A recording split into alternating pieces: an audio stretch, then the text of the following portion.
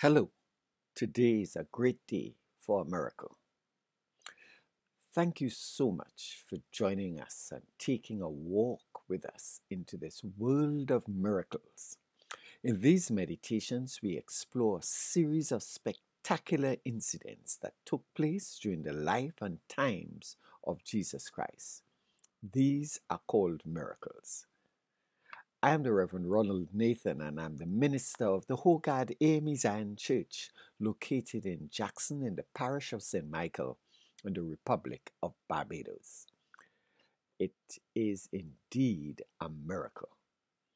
A miracle is an extraordinary and astonishing happening that is due to the presence and actions of God.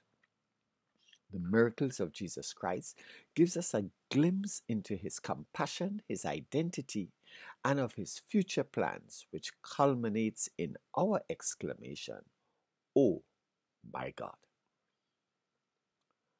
Today we explore the second great haul of fishes found in John's Gospel, 21st chapter, verse 1 through to 14. This is our OMG moment. So they went out and got into the boat, but that night they caught nothing.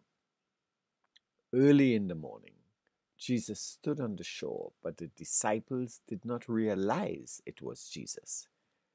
He called out to them, "Friends, haven't you any fish?" "No," they answered. He said, "Throw your net on the right side of the boat and you'll find some." When they did, they were unable to hold the net in because of the large number of fish. Then the disciple whom Jesus loved said to Peter, "It is the Lord." It is the Lord.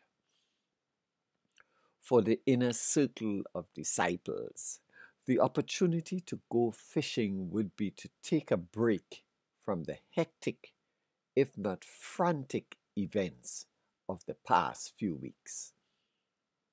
The triumphal entry into Jerusalem, where it seemed that due to his overwhelming popularity, the people would make him King of the Jews. The depression of seeing Jesus betrayed by one of their fellow disciples, then arrested, humiliated, and crucified. The euphoria of hearing that Jesus had risen from the dead, his appearance on several occasions to his disciples, all of this meant a break was certainly needed. A change of routine, a change of pace, a change of perspective would do. Peter and Andrew, James and John needed a rest. To return to the familiar sounds and smells of the sea would indeed be refreshing. It was just 3.5 years ago, while fishing, a large crowd was following an itinerant teacher named Jesus. Jesus asked them to use their boat as a platform to speak.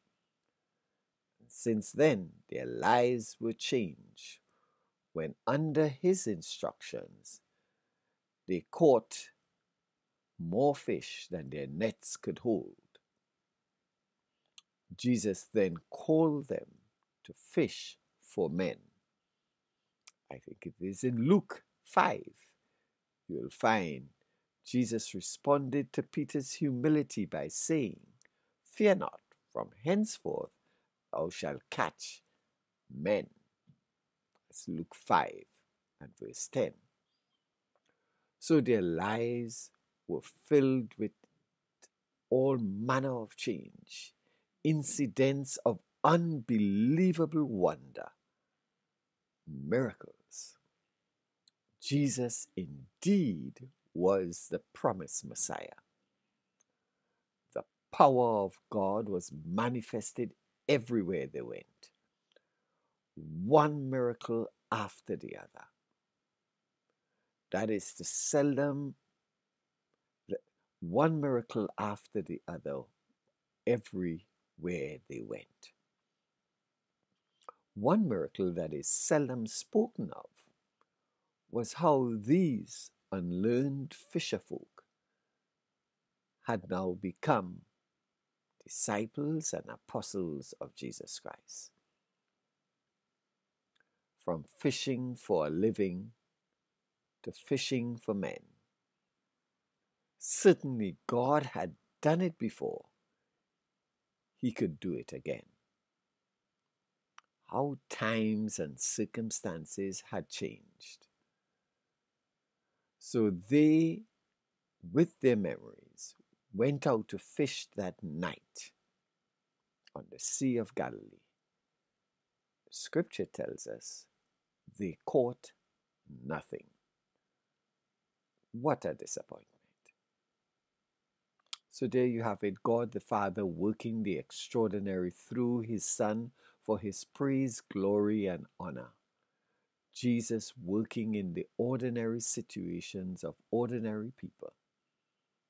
Today, God wants to work in your life, to be praised, glorified, and honored in your ordinary circumstances. For that is where miracles begin. When you and I believe him to show up, show forth, and show off. God bless you and have a great day.